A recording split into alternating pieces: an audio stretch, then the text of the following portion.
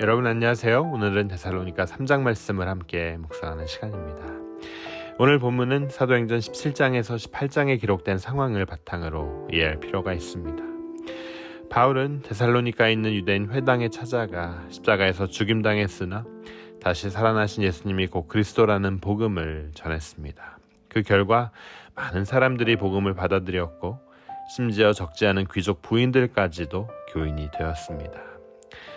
그러자 이러한 교회의 성장을 시기한 유대인들이 불량배들을 동원하여 핍박하기 시작했습니다. 마침 그때 바울은 데살로니가를 떠난 이유였고 그를 대신해 교회를 섬겼던 야손은 고발을 당해 갖은 고초를 겪은 후 많은 보석금을 지불해야만 했습니다. 따라서 바울은 이런 데살로니가 교회를 생각할 때마다 늘 마음이 아팠어요. 그 결과 오늘 함께 읽은 본문 3장 2절에 기록된 바와 같이 디모데를 데살로니가 교회로 파송합니다. 여기서 우리가 눈여겨봐야 할 점은 바울이 스스로 밝히는 사도로서의 소명입니다. 우리 함께 금일 말씀 2절 그리고 3절 말씀 다 같이 읽도록 하겠습니다. 우리 형제 곧 그리스도의 복음을 전하는 하나님의 일꾼인 디모데를 보내노니 이는 너희를 굳건하게 하고 너희 믿음에 대하여 위로함으로 아무도 이 여러 환난 중에 흔들리지 않게 하려 함이라. 우리가 이것을 위하여 세움받은 줄을 너희가 친히 알리라. 바울은 환난 중에 흔들리는 교회를 위로하여 그들이 믿음을 지키게 하는 일이 자신의 부름받은 목적이라고 분명히 전하고 있습니다. 그런데 여러분, 이것은 당연히 바울만의 사명이 아니라는 거죠. 목회자만의 역할이 아닙니다. 구원받은 자녀로 하나님께 부름받아 교회를 이루는 모든 그리스도인은 마땅히 위로의 사람이 되어야 한다는 거예요. 단지 눈에 보이는 종교생활, 내가 얼마나 성경을 많이 알고 기도를 열심히 하고 봉사를 잘하는지를 내세우며 교만해서는 안 됩니다. 대신 내가 과연 가장 가까이 있는 이들이 고난 중에도 믿음을 지킬 수 있도록 참된 위로를 건네는 사람인지를 돌이켜봐야 합니다. 그런데 그와 같은 위로의 사명을 위해 바울이 환난을 어떻게 이해했는지를 우리는 확인해 볼 필요가 있습니다. 4절 함께 읽도록 하겠습니다. 우리가 너희와 함께 있을 때에 장차 받을 환난을 너희에게 미리 말하였는데 과연 그렇게 된 것을 너희가 아느니라. 바울은 앞으로 환난이 있을 거라고 분명히 예고합니다. 어려움을 겪은 사람들에게 있어 가장 큰 위로는 그 환난이 머지않아 끝날 거라는 말이겠죠. 하지만 바울은 교회로 하여금 고난의 현실에서 도피하게 하지 않았습니다. 그 고통과 절망을 오히려 마주보게 했어요. 그것이야말로 그리스도의 십자가에 동참하는 것이며 참된 희망을 발견하여 진정한 위로를 얻는 길이기 때문입니다. 이와 같은 진리는 오늘날 저마다의 삶에서 고난의 언덕을 지나는 우리 모두에게 깊은 깨달음을 안겨줍니다. 간혹 기독교 신앙이 번영의 열쇠인 것처럼 말하는 사람들을 보게 됩니다.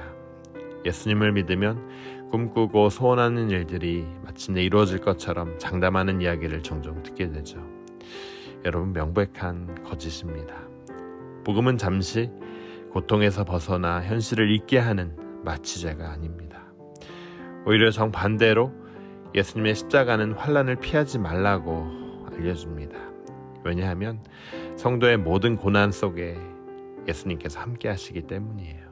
물론 고통 자체를 정당화할 필요는 전혀 없습니다. 특히나 불의한 억압에 굴복하지 말고 당당히 맞서야 합니다. 하지만 동시에 반드시 명심해야 할 것이 있는데 고난을 무작정 피하지 말고 그것을 딛고 일어날 때에 비로소 하나님께서 주시는 참된 기쁨을 누릴 수 있다는 사실이에요. 본문 말씀 7절에서 9절 다 같이 함께 읽도록 하겠습니다.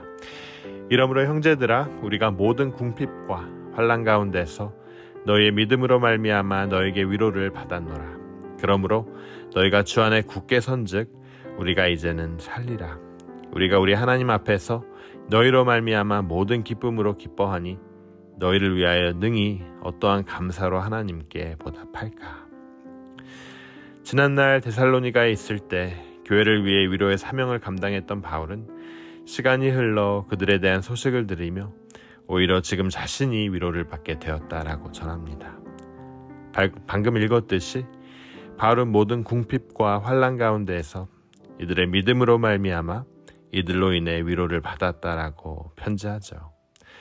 바울이 데살로니가 교회를 통해 위로를 얻었을 때 그 내용이 과연 무엇이었겠습니까? 교회가 이젠 아무렇지 않게 고난에서 벗어났기 때문일까요? 단지 외형이 커지고 많은 돈과 힘을 얻었기 때문일까요? 전혀 그렇지 않습니다. 여전히 현실은 고달프고 삶은 버거웠지만 도무지 설명할 수 없는 궁극적인 힘과 용기를 가지고 그리스도 안에서 한 몸을 이루는 교회의 모습을 통해 복음의 위대함을 다시금 깨달았기 때문입니다. 이것이 바로 우리가 추구해야 할 교회의 소중한 정체성입니다. 여러분, 교회는 위로 공동체입니다. 우리는 종종 누군가를 위로해야 할 때 보통 어떻게 말해야 하는지를 고민하고 부담스러워합니다. 그러다 보면 자칫 함부로 가르치게 들게 되고 그 결과 위로는커녕 더 깊은 상처를 남기는 실수를 하게 되죠. 하지만 하나님께서 바울을 통해 알려주시는 참된 위로의 길은 다름 아닌 8절 말씀처럼 주님 안에 굳게 서는 겁니다. 위로의 힘과 근원은 내게 있지 않아요. 오직 위대하신 주님께 있습니다. 우리는 그분 안에서 위로의 주체가 아닌 통로가 될 뿐이죠. 따라서 하나님께 진정한 위로를 받는 사람만이 비로소 다른 이들에게 위로의 사람이 될 수 있습니다. 주님의 넓은 품에 자신을 온전히 맡기고 안아본 사람만이 다른 이들을 넉넉히 품을 수 있다는 거예요. 그런 나눔과 섬김이 한 곳에 모일 때 교회는 마침내 복음의 본질을 회복하고 전할 수 있습니다. 반대로 십자가와 부활을 통한 참된 해방과 쉼을 깨닫지 못한 채 여전히 나의 능력을 과시하며 인정욕구에 시달린다면 함께 공동체를 이루는 성도들의 아픔과 눈물에 공감하지 않고 오로지 나의 이익에만 관심을 가진다면 위로자로 부르신 하나님의 뜻에 한참 벗어나 있음을 우리는 반드시 깨달아야 할 것입니다. 사랑하는 여러분, 환난이 닥쳐올 때 낙심하지 말고 절망하지 마시길 바랍니다. 애써 피하거나 도망하지 마시길 바랍니다.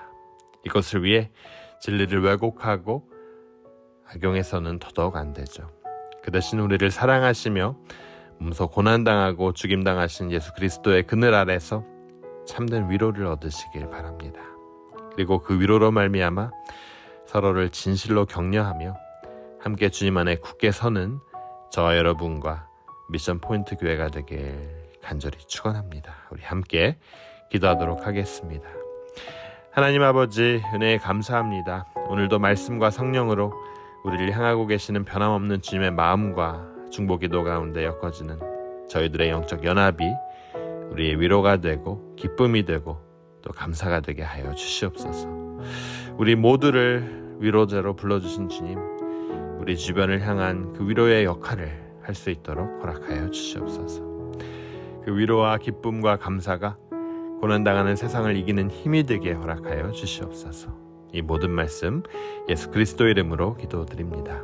아멘.